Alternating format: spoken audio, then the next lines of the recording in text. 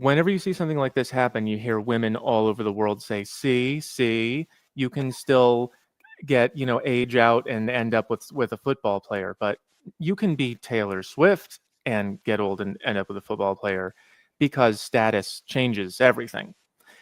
I don't, I don't have stats on this or anything, but I don't think that it is. I think it's way less likely for an average 35-year-old woman to find the man of her dreams than it is for Taylor Swift to find I don't even know the guy's name, a football player. It was what was his name again? Travis Kelce. Travis Kelce. Yes. Okay. I think it's when you get to that point of fame, the fame is like a bargaining chip that most women don't have. And that's something that when I was talking to Mac and Murphy a couple years ago, he made it a point to point out that people usually end up with someone at their same status level. Like there's this myth that men will marry the McDonald's girl if she's 20 and she's pure and everything. And men are more like that, but they still tend to marry someone from their socioeconomic bracket, someone who makes a similar amount of money, and it's a difficult thing to understand because on the one hand, the data does support that people tend to marry people on their level, and on the other hand, like women do have a chance to be younger and outside of the socioeconomic status of somebody and end up with them. But when you get up into these higher levels, everything changes. Like I'm in a higher level of status all of a sudden, and it's affecting my relationships. And I'm nowhere near either of these people. Want more math? Go to itishomemath.com and get the newsletter for insider updates, more videos, and other stuff. And it changes, like it chemically changes the way that things work. So how has it changed it for you? And is there going to be a chart where you're going to explain this to women? This would be I might this week. Mm-hmm. You got to get all the TikToks of the women saying that, like, oh, it can happen for you, queen. Yeah, I've got to dig all those up because I really do not think that. I don't think that means that. If I could impress one thing upon women is don't think that anyone's going to treat you like you're Taylor Swift, because you're not. But the way that it's changing it. I'm sorry. What's that? Go ahead. If we have a chart idea from earlier, because we're talking about okay, they're saying that Taylor Swift was passed around because she dated John Mayer. They have her whole dating history, right? Yeah. But there's no way that she could have hoarded as much as, I mean, Travis Kelce's an NFL football player, so like her hoarding doesn't even factor in because I mean he's a 6'5" chat, so he smashed a bunch of girls in high school, college, and he's been in the NFL. There's no amount of whoring on Taylor Swift's end that could even come close to him being a football player and being in the NFL. So that actually makes her whoring not even like. And yeah, but who cares? Yeah. and my other point was she whored in a different industry, so the whoring is less because he doesn't know the guys. You know what I mean? Like if she dated 20 NFL players, cooked, done. Yeah, that would be 20 different. musicians, he'll never meet them. Yeah, so, because he's more alpha than all of her exes put together. And I was thinking too that like there's got to be a body count thing because it's like one body that he knows is the equivalent of 10 he doesn't know.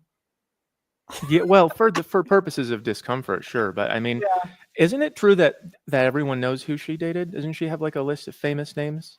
No, totally, but I'm saying it would be different. Like imagine if he knew all. If you have to run into them, yeah. Yeah, and he was playing against them, but because they're like people he's never going to meet, I think it matters. I think he would overlook it more. Yeah. I think that, but also, I mean, yeah. If you look at the list of people like Joe Jonas, Jake Gyllenhaal, like Travis Kelce could beat 3 or 4 of them in a fight at the same time. What's he worried about? You know? Well, it's not. I don't think that you're necessarily worried about people coming back. It's just like, where have you been? Who have you been talking to? You know, it's just sort of a feeling for me. I don't know about you, but for me, when I'm dating someone and I get to that point, I have a drawing about this too. I do have charts for I everything. love the charts. Bring them Let's up. go! Bring them up. Guys, When like the video, subscribe if you haven't already, because There this we is go. good stuff. Let's go. When we get to the what has your past been like point, let me see if I have a pointer here. You've got the Let's go. Yeah, you've got the part where you meet, and then typically the guy gets attached faster. Men tend to get attached faster. And then as the woman gets attached, she usually, if she actually likes him, will pass his level of attachment at some point, and that's when she spills all the tea.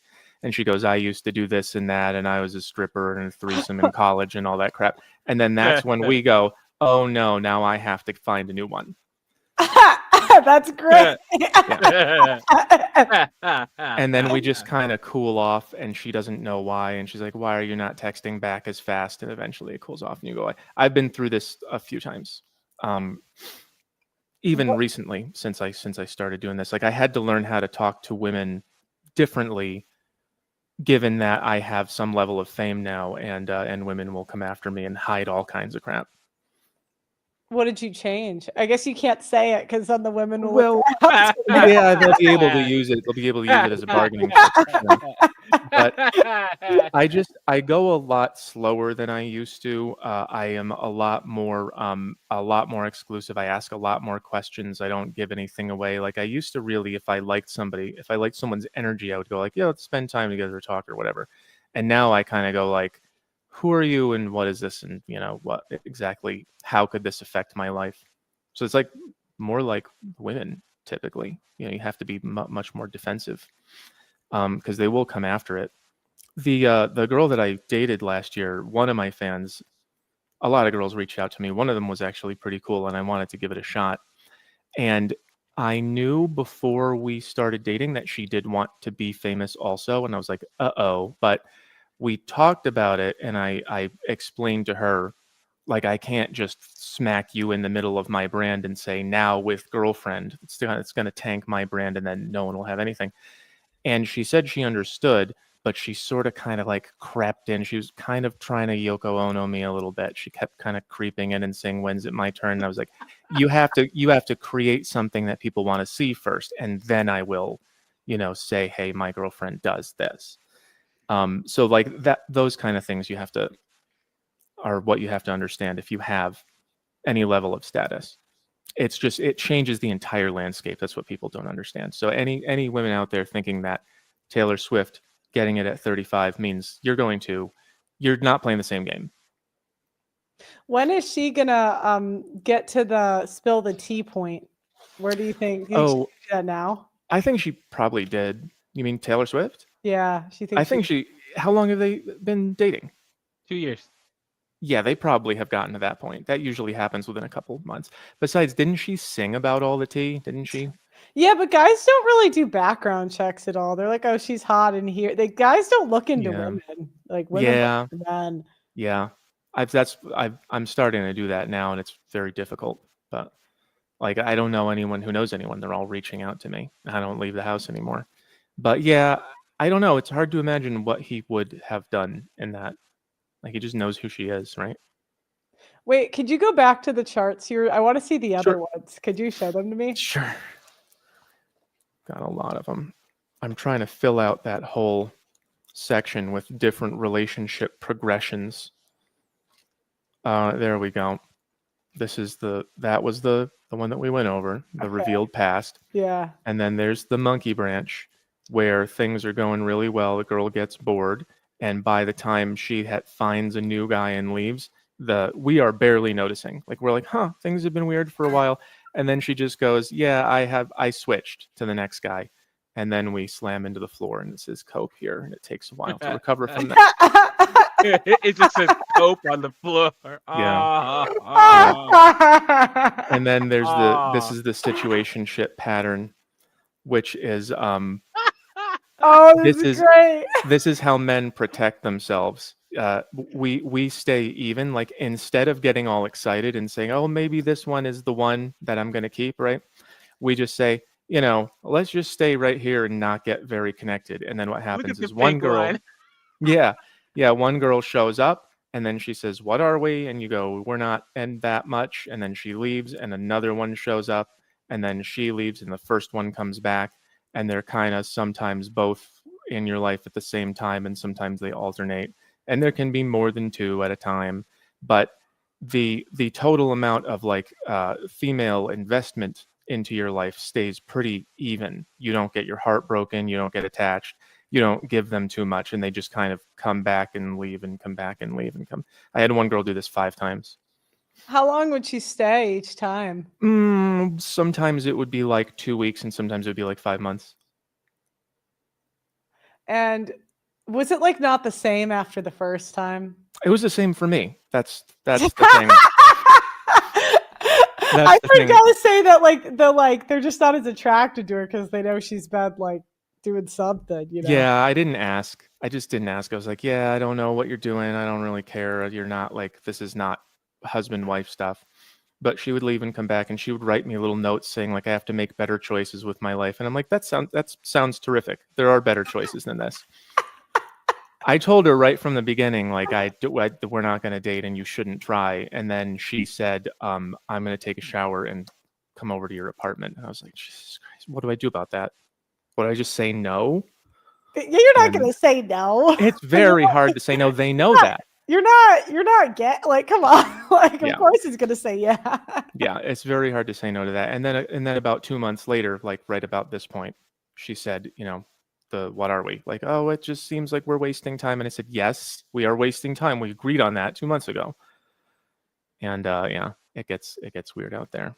So what did you find out since like dating, being like a public figure and stuff? What's been different for you?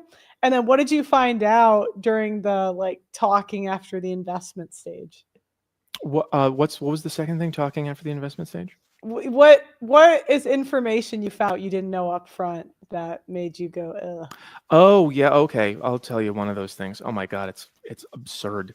So what's mainly different is a lot of women will message me and some of them are crazy and they'll say that they're in love with me and they know we're meant to be together, even though they haven't seen my face. And those are like, it's nice to get attention, but I don't need that kind of attention. One of them talked to me for a few months and she seemed perfectly sane. And so I did some FaceTime with her, and she had BPD, like she was on fire. It was the worst I've ever seen. Like she was idealizing me and saying that I was going to be the best thing that ever happened to her, while she was also telling me that her boyfriend was in jail and all kinds of horrible mistakes that she was making. And I said, I don't think this is for me. And she started screaming and I had to hang up. It was like for 3 months, she seemed normal. And then I gave her a chance to talk once, and it was bad show. Are you ever afraid that if you FaceTime a woman that she's going to screen record it or something like that? Yes, I am afraid of that. I do. I wait until I don't really know what measure I'm using, but I wait until I feel safe. And I've FaceTimed with a few of them, and they haven't done anything. I think I'm a good enough judge of character to keep that under wraps. So yeah, I have to be afraid now that women are going to lie more, specifically about how much they like me, because up until home math, every time I would date a woman, it would be like she either saw my picture on a dating app or she knew me from somewhere in real life or something like that. And there's not very much doubt that they like you when that's the case. But when they're just flooding into your inbox and you have status, it's like how much of them liking me is the status. And that's true for Travis and Taylor as well. Is it Travis Kelce? Yeah. Do you think that women can't even tell when they like a guy because of the status? Yes, exactly. Yeah, that's exactly it. It's on Zones. I'm trying to point this out. It's a pretty fine point. It's a difficult point to make. I'm such a fan. I love these. Yeah, they're very fun. Okay. The stuff that women say they like is all here. They will tell guys like, I want flowers and I want you to treat me nice and don't cheat on me and everything. And that is all the stuff that gets you good guy points. That's what women will say they like. All the stuff that they actually like that makes them, sexually interested in you, they don't talk about. This dotted line here is the public private line. So this stuff is buried so deep in the subconscious that women don't even talk about it.